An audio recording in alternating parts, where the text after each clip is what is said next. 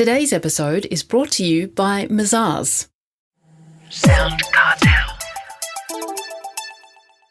Your staff are wonderful, aren't they? But don't just leave them to get on with it. You've got to talk to them, often. And that's when life as an employer can become uncomfortable. From SoundCartel, I'm Nicole Goodman, and this is Business Essentials Daily.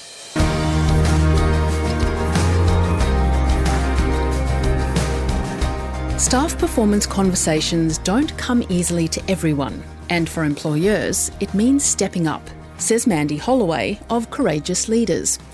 Her business name spells out her goal to help business people become more effective leaders. In a moment, Mandy highlights 7 types of conversations we should have with staff, just to help us through the staff performance process. But first, Chris Ashmore asks, why do leaders find this area of business so hard to manage? I think it is because we're dealing with human beings, and human beings have emotions. And that in itself, for many people and business leaders, they haven't learnt how to handle their own emotions as well as the emotions of other people. I think the other thing that I see is almost a fear to hold people accountable. So having the really tough conversations and bringing discipline and rigour to those conversations, even the way people refer to people skills as the soft skills, I laugh at that because I think there's nothing soft about them at all if you're doing them well. So it's about holding people to account for their performance, which means some really tough conversations like we have to have for those of us that are parents. You know, we often use that term tough love. And that's what we need in the business world. And with the amount of, I guess, law that's out there, there's fear that people have that, you know, I'm not allowed to do stuff. So they just don't do it at all. Well, conversations, of course, are important. And you've devised 7 conversations for leaders to use to manage the performance of people. Could you tell us about those? People, I think, feel more comfortable when they have a structure. So they learn how to have the conversation. So the first one I talk about is the tactical conversation, so that you're aligning the vision, the brand and the culture in your team and in the organisation. So you're talking to people about what the vision of the business is, or the vision of your team, how that aligns with the vision of the business. What's our brand? What do we want our brand to look like? Recently I was working with an IT team and I said, what's your brand with the other parts of the business? Do they go, oh, the IT guys, they're so helpful, or those IT guys, I can't understand a word they say and they scare me? You know, what's the brand? And then what's the culture? What's the way you want to be working with each other?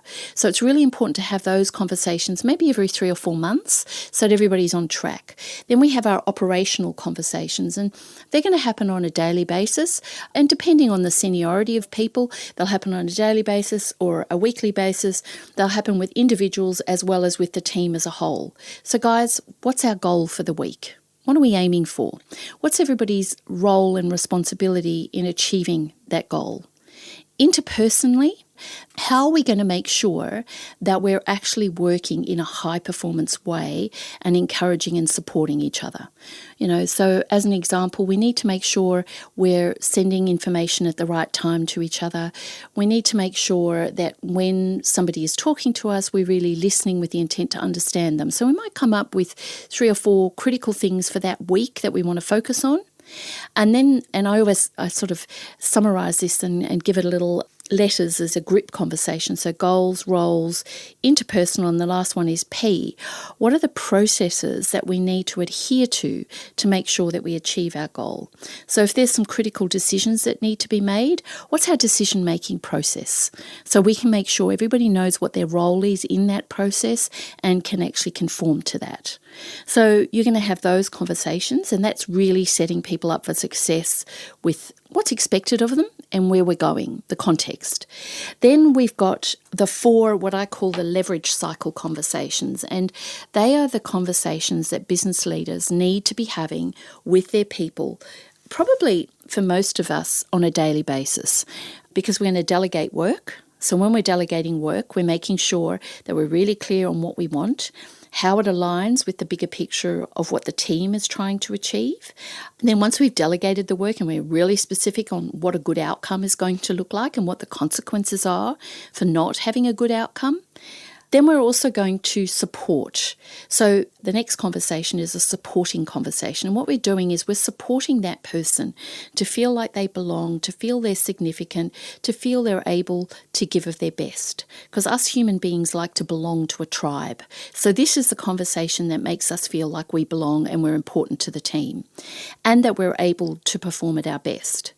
Then during and after we've completed our tasks for the team, we're going to receive feedback.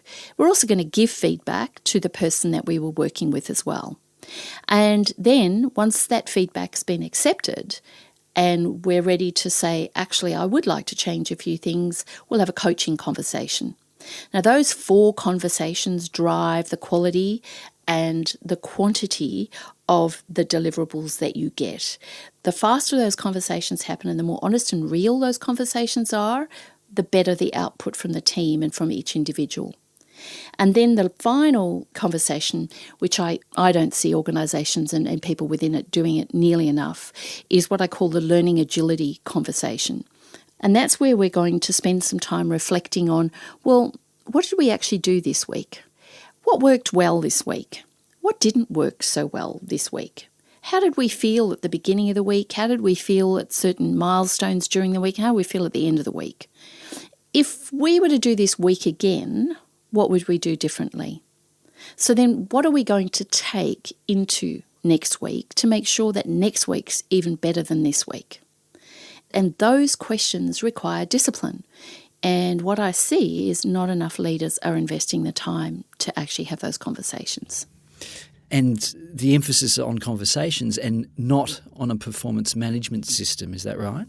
Oh, absolutely. I mean, when we had a system, people saved their stuff up till that one conversation. And I know, being on the receiving end of feedback and things like that, it was like, well, why didn't you tell me earlier? I could have changed that. I didn't know it was annoying you. I didn't know it wasn't delivering what you wanted it to deliver. So we need people with more agility. We keep hearing that in the business world, being agile. We've got agile workplaces from a seating perspective. We need agile workplaces from a behavioural perspective as well, which means the only way we can do that is make it real time and stop hiding behind a system and actually have a conversation with the person. That was Courageous Leaders co-founder Mandy Holloway.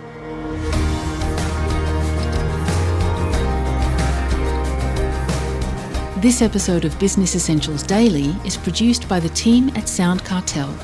Thanks for listening. I'm Nicole Goodman. We'll bring you more Be Daily tomorrow. Follow @BE Daily Podcast across social media and head to bedaily.com.au for more from the Business Essentials Daily podcast.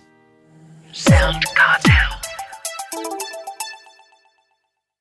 This episode was brought to you by Mazars. To find out more, visit mazars.com.au. That's mazars.com.au.